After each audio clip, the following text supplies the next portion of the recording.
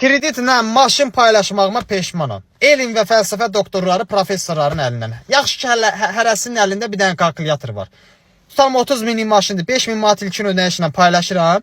5 min verəndə 25 min başqasından borc götürmüş sayılırsan da loru dildə.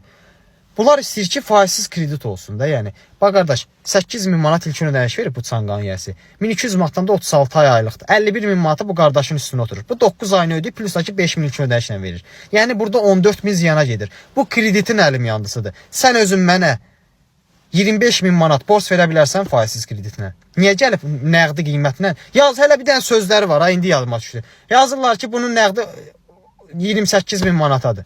Ağzında nəqdi deyirsən də, mən kreditlə paylaşmışam axı.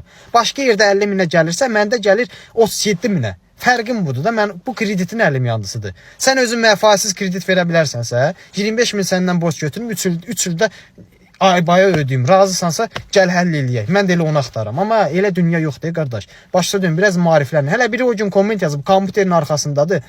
Bir dənə kompüteri qoyub qabağına, dedim indi bu şeydə fəlsəfə doktorudur. Yazıb ki, qaqa bu turbazda 28 mindir. Qardaş, onu bilməyən var, başına dönüm. Bu kredit daxı.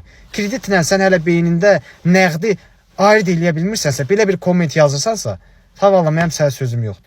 Bilirəm ki, bütün avtosalonların başına gəlir. Qardaş, kreditlə nəqd qiyməti müqayisə eləməyin. Başınıza dönərəm.